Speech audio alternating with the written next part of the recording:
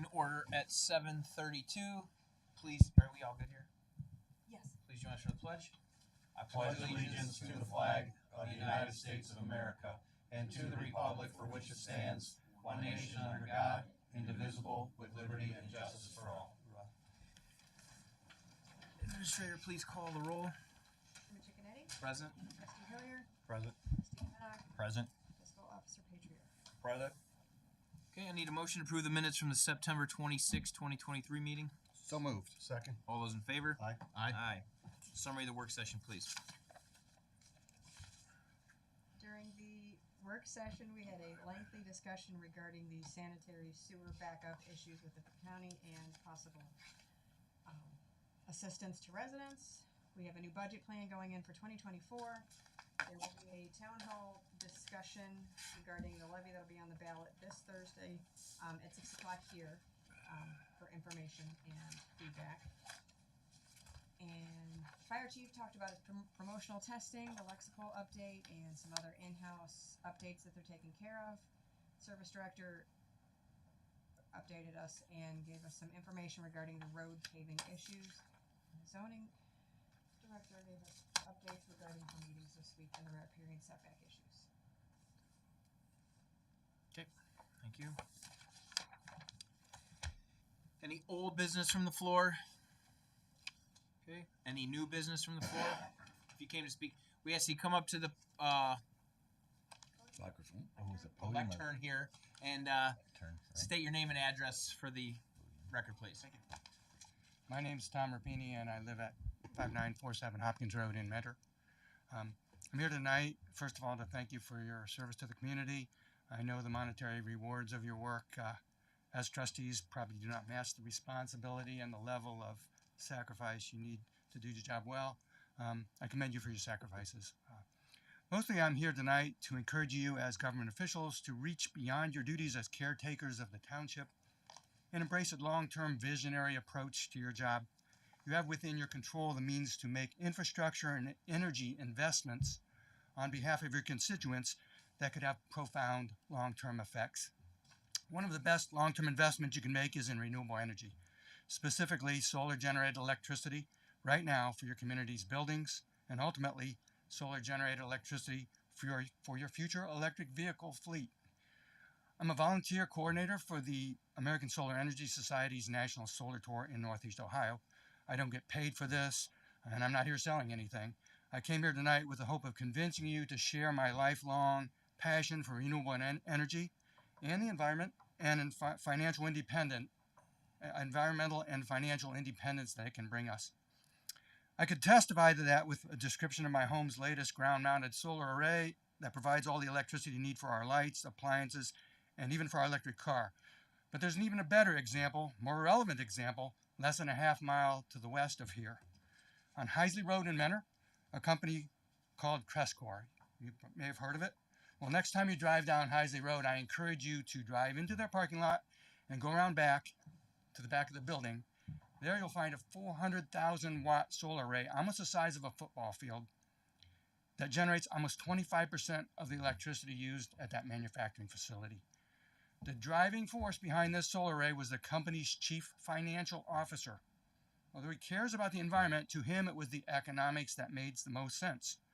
Those economics involved, of course, a large upfront investment, but that investment will pay for itself in about 8 years. There also is a 30% federal tax credit. And most impressive, it is a system with a life expectancy of close to 25 years. So that means almost 15 years of free electricity once the system's paid off. A visionary leader thrives on 20 or 30-year investments. A visionary leader looks far into the future in pursuit of building a sustainable business or a sustainable community. The future sustainability community can have its own electricity from the sun. It can power its clean, emission-free electric vehicles from the sun. It can provide its people with a cleaner local environment while also doing its share to protect our planet from the ravages of climate change. I invite you all to participate in this week's National Solar Tour. Again, it's hosted by the nonprofit American Solar Energy Society. We have homes and businesses with open houses. We have 2 free guided bus tours. We even have joined forces with Lake Tran and their electric buses to have an electric vehicle rally at the Lake Trans Station in Wickliffe. I'll leave you a couple of our flyers, and hope to see you at some of these events. Thank you. Just one question. So, I know Mr. Rampini, and we were talking the other day. I asked him to come. Just having an off the cuff conversation. He's talking about the house and how it pays into the grid. So you didn't really touch on that, Tom. Could you go back into the how for example, if with your house, and I'm thinking a building like this, how you get the power, but then if I think you said for 4 months, was it June, July, August, September, or something like that? Go into, what we're talking. Yeah, so it's called net metering. In 2001, the state of Ohio passed a law on energy that allowed solar and wind generating customers to reverse their meter, send their power back into the grid, and use the grid as their battery bank. They do that by having a meter that essentially records reverse direction. And in doing so, they get full retail credit for any power they send in during the course of a month. If they go negative, then the credit is much less. But they basically get a one-to-one transaction. So in our case, in our home, the last 3 months, it's been pretty sunny. We literally went negative for those last 3 months. So we're going to get a little bit of credit for that power, hopefully to carry us over into the winter months. It gets a little trickier with Painesville. If you guys are Painesville Municipal Power, unfortunately, it's a municipal utility, and they have not yet embraced net metering. All First Energy customers can do that. But we've been working on them to try to see the light. There are renewable energy generators in Painesville that are working around that with either a battery system, or they're making the best of what they do go without using the negative spin back. In other words, right now, well, during the middle of the day, if you're using power at your facility, especially if you're charging vehicles, if you got electric vehicles, or if you're doing heavy work at your facilities, that power will come from the solar panels if you put solar panels on your building, and it can directly be used right there. So there's no need for net metering. But it's the surplus that really is the benefit of net metering. In our case, at our home, because we're First Energy, we can net meter as much as you want, and it's awesome because the net metering is about 96% efficient, and the grid is insatiable. So we used to have a battery system at the house. Now with the net metering, we use the grid as our battery bank, and it takes all the power we can give it, and we get full retail credit for that. Nice. Very cool. Thank you very much for taking the Yeah, time. I'd be glad to talk more information about this in the future. So, and I hope you consider it for any future buildings you make, or even this building right here. Thank you. Thank you. So yeah, when you get into that, I know you represent this nonprofit now. Do you Mike. uh, Bang on the table. represent on your own a company that does this work, or if it was something at least for us to spark the conversation, do you have referrals, or how does that work? I can refer you to somebody that has a lot of expertise on this. I mean, I don't do it for business. I've been passionate doing it for 30 years just for myself. But yeah, I can refer you to somebody who can give you a lot of expertise on that. And the 30% tax credit, by the way, they just changed the federal law on that. And I'm not sure about government entities, but churches and nonprofits now can take advantage of that 30% tax credit. And that's pretty huge. And it's not really, it doesn't become a tax credit. It becomes a 30% payback to like churches. Before the churches couldn't use it because it's a tax credit and they didn't pay taxes. That's what I was. You guys don't pay taxes, I Right. presume. But there's something changing law. And again, I can't speak to government entities. It's not my forte. But I know now that nonprofits can actually get like a 30% kickback for their investment in renewables on the cost of the system. It's been really big. For homeowners, it's huge. It's 30% of your system literally comes off of your income tax, 30% of that cost. So, and the same with Crescor. I think at this point, it would be prudent to at least explore the opportunity for our facilities. You know, we have, for instance, our road department and fire station have a lot of land and roof space and land that's not being utilized for anything that we're maintaining through mowing and all those type of things. So could there be an opportunity for us to capture enough to offset some of our energy costs for the next 25 years at larger facilities with the larger footprint?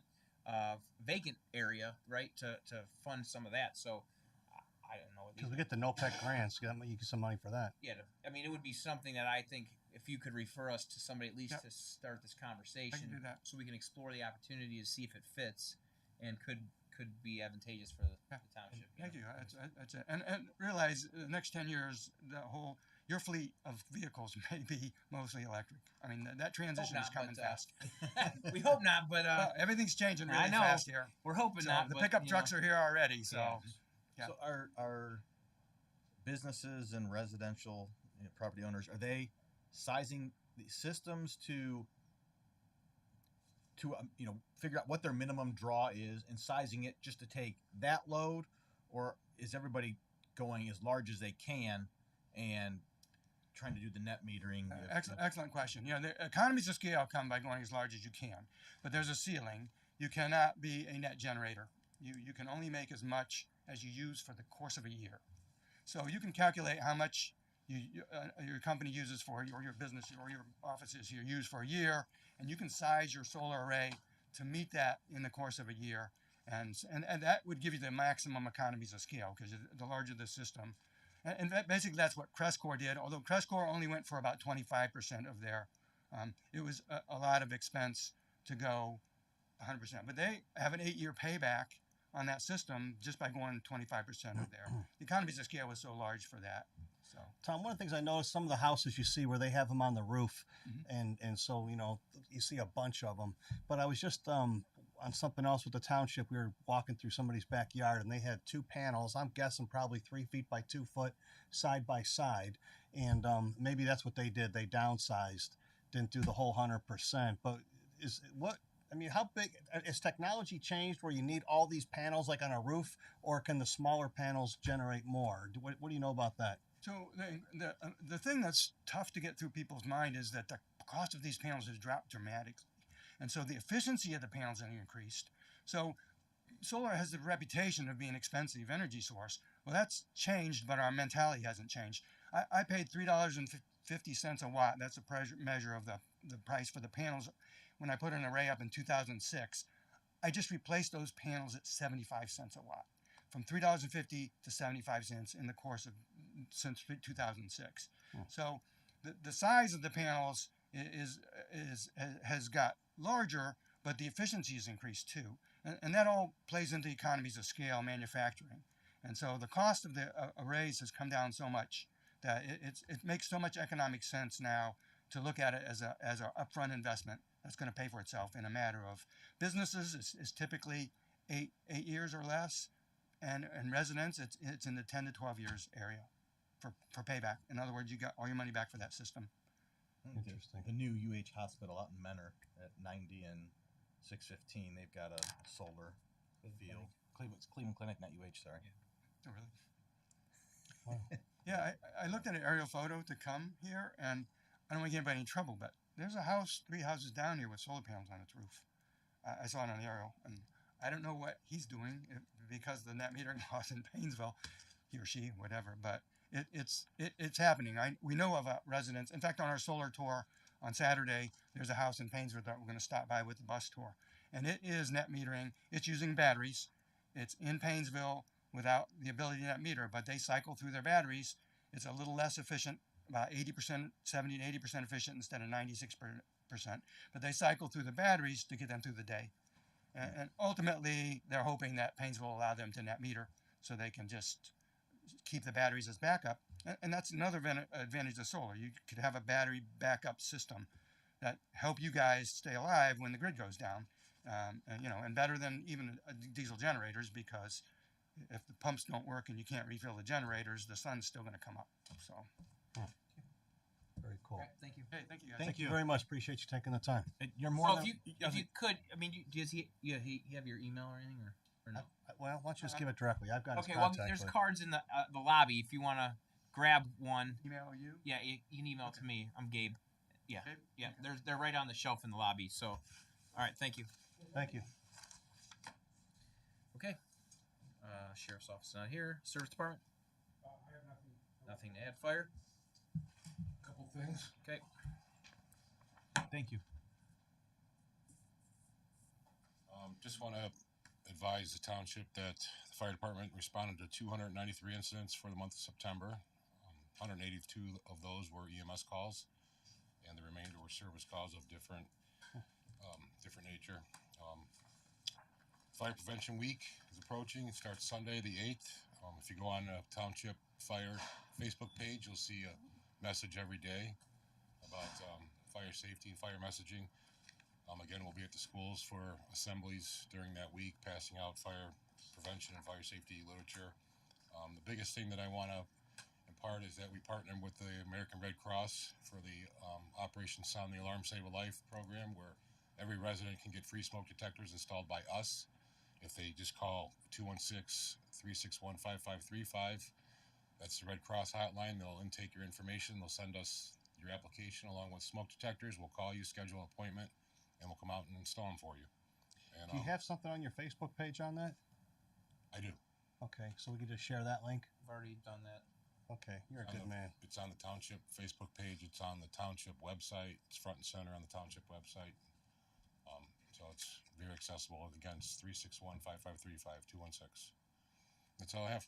I have a question. I meant to ask you in the work session and I forgot. Just this past weekend, there was a car crash at Madison Avenue and Bohall. I think Madison Avenue shut down for a while. I think Do you know? Thompson was there. Okay. Was it Park Road? Into a tree. There was one at Madison Avenue, Bohol, Boulder Ridge, yes. Sunday afternoon. So, yeah. Okay, but Okay. you don't know what it was, or I'm unaware, but I can Okay. look into it. all right. Okay, I'll ask the. I meant to add. He said link, but it's not a link because there was a phone number. They don't have a link that you can click to. No, you fill have out? to physically call them It's crazy. because they ask questions. Oh, So Can you say that number again a little slower? 216. Now you made me forget. Not that slow. if you visit 361. I got 361-35. 216-361-5535. 5535. Right. Okay, I was close. That's on the Facebook page. It's on the website. So Okay. all you have to do is call. Anything else? No. Okay. okay. Thanks. Thank you. Zoning, I have nothing to add, Mr. Chairman. legal. Aside from the pending resolution today, if you have questions regarding that process, I'm here to answer questions. Okay, so once we put that up for a vote, Yes. and if said resolution is approved, then what is the next step in the process? So letters will go out to all of the property owners and lien holders Okay. that touch that. So it's an interesting I know, unique property. because there's There's multiple- 5 different multiple- parcels. yeah. So I know some people are going to be getting letters that might be trouble by receipt of that letter, even though they're not necessarily let's say the culprit, but they still might have some skin in the game as a result of it. So, but we have to get the letters out to those people and to all the property owners and lien holders, if any. Those, my hope is that those letters go out tomorrow. Then that starts the clock. It's the date of mailing. It's Okay. 20 days from the date of mailing. The person would have to file a certified letter to Mr. Patriarca. And then if that happens, then there would have to be a hearing within 7 to 15 days from the date of the receipt. We could either, it has to be done with that time unless all parties, including the township, agree to have it on a different date. And then whenever that hearing happens, that's what starts the clock for the trustees to make a decision within 30 days as to whether they agree with the declaration that these structures are insecure and unsafe. And then if that's the case, then what I would do at that point is I would have in conjunction with that determination, I would have a resolution prepared to have the land bank take care of that. That does not end the process. There would be an opportunity for any aggrieved party to file an appeal in court. All right, thanks. Should those letters be certified? Yes, certified and regular, please. Administrator, Nothing additional. fiscal officer. I asked the request a resolution to amend the permanent appropriation resolution for the 2023 fiscal year. We'll be increasing the fire district fund by $330,000 to make that $6,684,701, and then that would increase the total funds to $12,497,686. Motion. Can you make a motion to do that? I don't think so. How come? It's my meeting. Okay. Robert rules. Yeah, Robert's Rules Chairman can't make a motion. So moved. Second. All those in favor? Discussion. So, when we first passed this budget, Chief, when we first passed this budget, when you were still with the city of Cleveland, we passed it for well over $1 million less. I understand there's some other things that we built into this during the course of the time, but just because the number goes up, if we look at the expenditures from last year over the last 3 months, it was about 1.3 million. You're sitting right now at about 5 million, so it's going to take us to 6.3. So I just want to make sure that the perception is not that we expect you to spend this much or there's extra money to spend this much. As these conversations have gone in the past, we're getting the number up there in anticipation of it, but the grand hope is that we don't go that high. So if you keep an eye and trim that budget as hard as you can, because in our book, we're already over budget. But there were things that we put into it that kind of happened, and we understand the conversation we had earlier with the mitigating circumstances. We've also bought a vehicle. So, I mean, all these things come into play. So I'm just asking, watch the budget tightly for the last 3 months so we could hit that 6.3 number or better. Thank you, sir. I appreciate it. Thank you, Mr. Chairman. I'm ready. Okay, all those in favor? Aye. Anything else? No. Okay, moving on. I need a motion to adopt a resolution to approve payment to Osborne Inc. in the amount of $11,960 for road materials. So moved. Second. All those in favor? Aye. Aye. Aye. I need a motion to adopt a resolution to approve payment to Motorola Solutions in the amount of $7,537.60 for 56 chargers for new radios. We received a grant for this. So moved. Second. All those in favor? Aye. Aye. Aye. I need a motion to adopt a resolution declaring the structure at 120 Johnny Cake Ridge Road insecure, unsafe, and structurally defective. Mr. Chairman? Yes. Structures on that property? You said structure. Okay, I'll start over. I need a motion to adopt a resolution declaring the structures on 120 Johnny Cake Ridge Road insecure, unsafe, and structurally defective. So moved. Second. All those in favor? Aye. Aye. Aye. Anything else? We don't have to mention parcel numbers or anything. That's in the actual resolution. Okay. Right? That's in there. What you sent. Yes. Okay. The permit parcel numbers. Yeah, they're on the. Yeah, it's read by title only. Okay. So. Yeah, see, they're on there. Okay. Okay. Anything else? Okay, motion adjourn at 7:55. So moved. Second. All those in favor? Aye. Aye. Yeah, they're in there. See 'em?